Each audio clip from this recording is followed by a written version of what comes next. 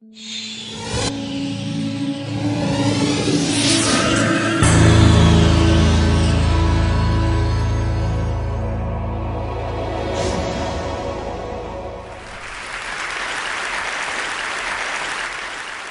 grew up in a very small village in Canada, and I'm an undiagnosed dyslexic. I had a really hard time in school. In fact, my mother told me eventually that I was the little kid in the village who cried all the way to school. I ran away. I left when I was 25 years old to go to Bali. And there I met my incredible wife, Cynthia, and together over 20 years we built an amazing jewelry business. It was a fairy tale. And then we retired. Then she took me to see a film that I really didn't want to see. It ruined my life. The Inconvenient Truth and Mr. Gore. I have 4 kids. And even if part of what he says is true, they're not going to have the life that I had. And I decided at that moment that I would spend the rest of my life doing whatever I could to improve their possibilities. So here's the world, and here we are in Bali. It's a tiny little island, 60 miles by 90 miles. It has an intact Hindu culture. Cynthia and I were there. We had had a wonderful life there, and we decided to do something unusual. We decided to give back locally. And here it is. It's called the Green School. I know it doesn't look like a school, but it is something we decided to do, and it is extremely, extremely green. The classrooms have no walls. The teacher is writing on a bamboo blackboard. The desks are not square. At Green School, the children are smiling. An unusual thing for school, especially for me. And we practice holism. And for me, it's just the idea that if this little girl graduates as a whole person, chances are she'll demand a whole world to live on. Our children spend 181 days going to school in a box. The people that built my school also built the prison and the insane asylum out of the same materials. So if this gentleman had have had a holistic education, would he be sitting there? Would he have had more possibilities in his life? The classrooms have natural light. They're beautiful. They're bamboo. The breeze passes through them. And when the natural breeze isn't enough, the kids deploy bubbles, but not the kind of bubbles you know. These bubbles are made from natural cotton and rubber from the rubber tree. So we basically turned the box into a bubble. And these kids know that painless climate control may not be part of their future. We pay the bill at the end of the month, but the people that are really going to pay the bill are our grandchildren. We have to teach the kids that the world is not indestructible. These kids did a little graffiti on their desks, and then they signed up for 2 extra courses. The first one was called sanding, and the second one was called re-waxing. But since that happened, they own those desks. They know they can control their world. We're on the grid, we're not proud of it. But an amazing alternative energy company in Paris is taking us off the grid with solar. And this thing is the second vortex to be built in the world. In a 2.5-meter drop on our river, when the turbine drops in, it will produce 8,000 watts of electricity day and night. And you know what these are. There's nowhere to flush. And as long as we're taking our waste and mixing it with a huge amount of water, you're all really smart, just do the math. How many people times how much water? There isn't enough water. These are compost toilets. And nobody at the school wanted to know about them, especially the principal. And they work. People use them. People are okay. It's something you should think about doing. Not many things didn't work. The beautiful canvas and rubber skylights got eaten by the sun in 6 months. We had to replace them with recyclable plastic. The teachers dragged giant PVC whiteboards into the classrooms. So we had some good ideas. We took old automobile windshields, put paper behind them, and created the first alternative to the whiteboard. Green School sits in South Central Bali, and it's on 20 acres of rolling garden. There's an amazing river traveling through it, and you can see there how we managed to get across the river. I met a father the other day. He looked a little crazed. I said, "Welcome to Green School." He said, "I've been on an airplane for 24 hours. I asked him, why? He said, "I had a dream once about a green school. And I saw a picture of this green school. I got on an airplane. In August, I'm bringing my sons." This was a great thing. But more than that, people are building green houses around Green School so their kids can walk to school on the paths.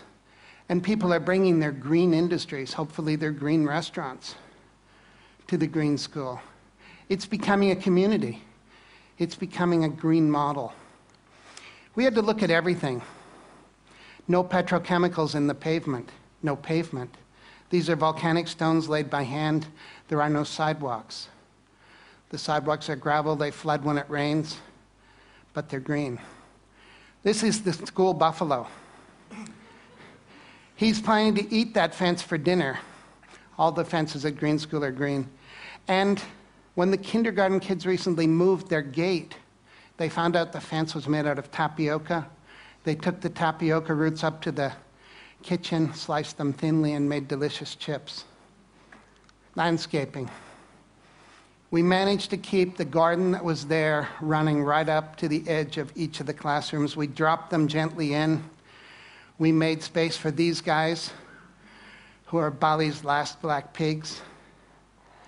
And the school cow is trying to figure out how to replace the lawnmower on the playing field.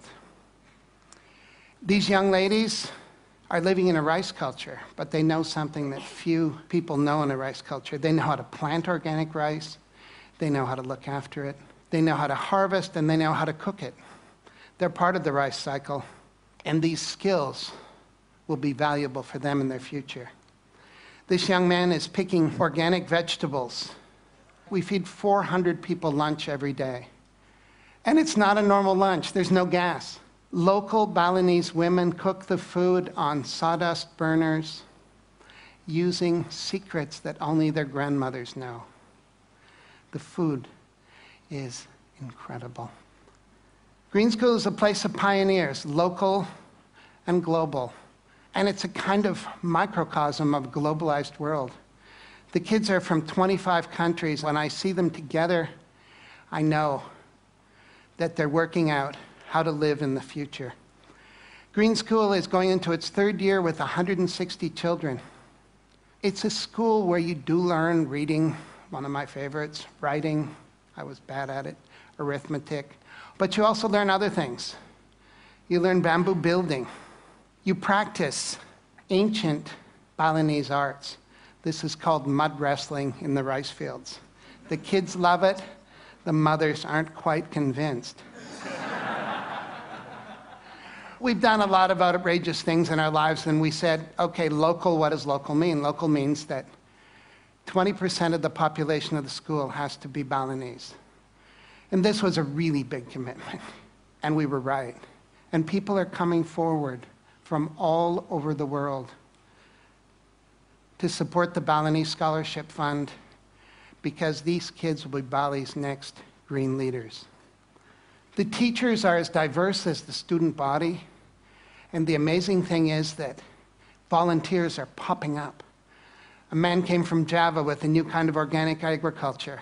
A woman came from Africa with music. And together, these volunteers and the teachers are deeply committed to creating a new generation of global green leaders. The green school effect, we don't know what it is. We need someone to come and study it. But what's happening, our learning different kids, dyslexic, we've renamed them prolexic, are doing really well in these beautiful, beautiful classrooms. And all the kids are thriving. And how did we do all this? On giant grass. It's bamboo. It comes out of the ground like a train. It grows as high as a coconut tree in 2 months. And 3 years later, it can be harvested to build buildings like this.